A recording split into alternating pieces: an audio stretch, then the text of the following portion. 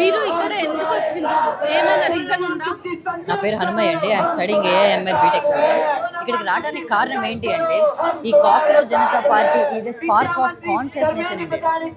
And ఈరోజు చాలా మంది అనుకుంటున్నారు ఈ కాక్రోచ్ జనతా పార్టీ ఒక ఎమోషన్, దానికి ఒక డైరెక్షన్ లేదు.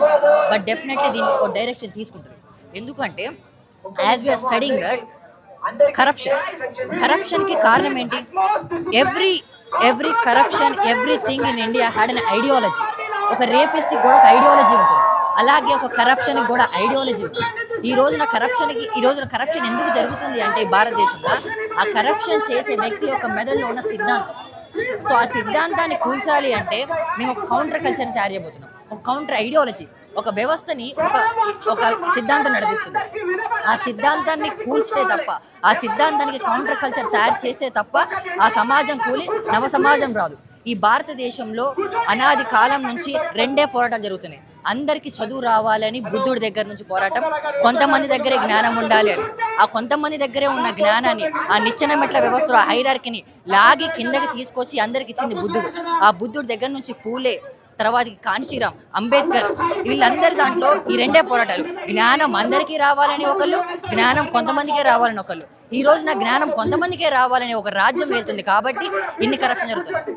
So when the roots are poisonous, the fruits will be also poisonous. That's why we are trying to create a counter culture, a counter philosophy. When the counter philosophy integrated with Buddha will rule this country, the corruption in this country will be eradicated. అయితే కేవలం ఇది ఒక satirical online outrage అని అంటున్నారు కదా. ఈ satirical online outrage కి ఒక ఐడియాలజీ కూడా లేదు అనే విమర్శ వస్తుంది. సో ఇంత ఆల్రెడీ ఆర్ఎస్ఎస్ ఐడియాలజీతో ఉన్న బీజేపీ ఇంత అవుట్ రూటెడ్ అయిపోతే దాన్ని ఇది ఎట్లా ప్యారలల్ గా, దానికి ఇది ప్రత్యామ్నాయంగా ఎట్లా నిలబడుతుంది అనుకోవచ్చు. అదేనండి, ఇప్పుడు ఇది స్పార్క్ ఆఫ్ కాన్షియస్నెస్. యువత అందరిలో ఒక సిద్ధాంతం లేదు అనేది మాత్రం నిజం, కానీ ఇది మొదటి అడుగు మాత్రమే.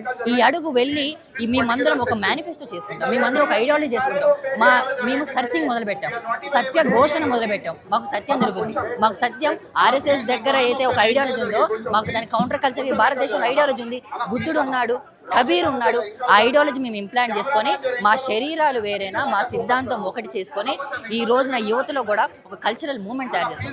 ఆ కల్చరల్ మూవ్మెంట్ తయారైన తర్వాతకి ఆ ఆర్ఎస్ఎస్కు ఉన్న ఐడియాలజీ, దాని కౌంటర్ కల్చర్, ఈ భూమిపుత్రుల, ఈ ద్రవిడియల్ ఐడియాలజీ ఒకటి, ఆర్యుల ఐడియాలజీ, ఈ రెండు ఘర్షణ పడి ఈ రోజున భూమిపుత్రులకి రాజ్యం వెళ్ళి ఆ మానవత్వం ఈ రాజ్యాన్ని ఏలినప్పుడు దానికి ఈ దేశంలో ఉన్న అన్ని సమస్యలకు పరిష్కారం వస్తుంది.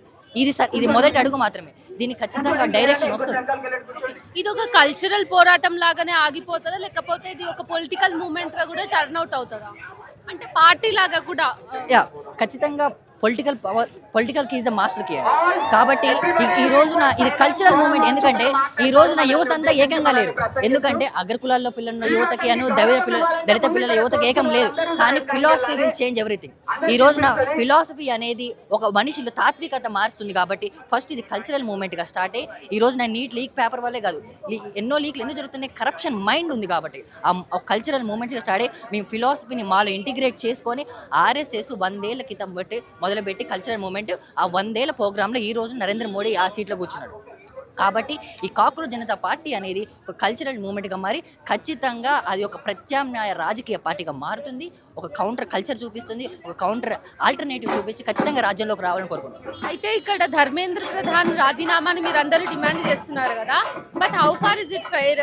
అంటే ఎడ్యుకేషన్ సిస్టంలో స్టేట్ వైజ్ గా కూడా ఎగ్జామ్స్ ఫెయిల్ అయినాయి కదా, అన్ని కలిపి మీరు ఆయననే ఎట్లా నిందిస్తారు అనే విమర్శ వస్తుంది. First of all accountability matter. డెమోక్రసీలో accountability is the primary skill, అది ప్రైమరీ థింగ్ అది.